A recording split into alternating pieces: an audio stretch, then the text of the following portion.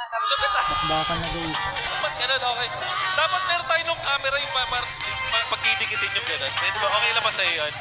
Ba't wala na yung camera eh. Kidding aside, mapunta na tayo sa ating game number 2, Briggs. At ang importanteng malaman dito is meron bang nakahanda ang team of Falcons with this kind of composition para sa Team Liquid, yung mga utility jumpers. Like, the friend ring was picked up and we know for sure that Team Liquid really likes and can really utilize itong friend ring in a masterful way.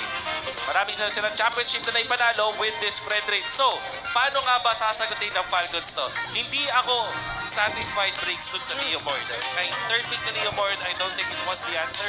Lalo na hindi rin napigilan yung Pakito. So, this has to be different para sa side ng Team Falcons. Kung hindi ako nagkakamali, meron kang isang suggestion for that third pick kanina na mas prefer mo sana maging priority na lang nila. But then they still went for the Leomord.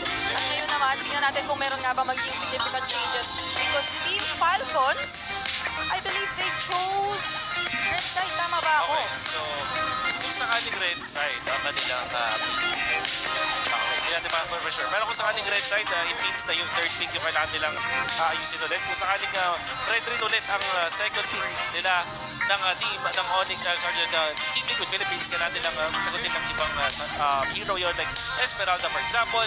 At syempre, not just Teddy, si Teddy, tingnan mo naman, number 1 pala siya sa overall ranking at lane ranking ng KDA. So, natalo na niya si Cortese sa overall ranking ng KDA natin across all the players.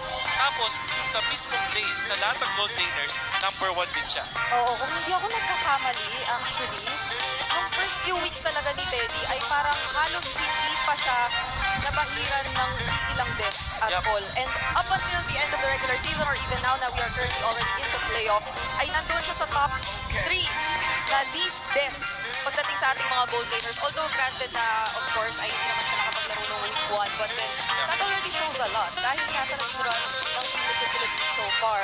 And in that game, I would say, nagulat ako sa kung gaano natin nakitang active agad si Ted, especially when it came to the team fights. There are times na mapapaisip ko bakit hindi performance si Teddy, and the Liquid themselves have assured us na kaya ang dahilan kung ba't sila ganun ka-aggressive with Teddy is because of the 4 people din nandito naman sa Team Liquid.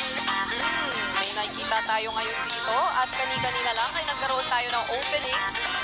Medyo send-off na rin siya no, para sa ating mga upcoming Asian Games representatives, which is mostly, of course, Team Liquid again. So, Bri, ang Asian Games representatives natin na represent na also having a lot of the 5 of the members of Team Liquid Philippines ay makakatapat yung potential. Wala? 100% sure. Kasi baka hindi sila magkatapat sa bracket, but they're in the same tournament.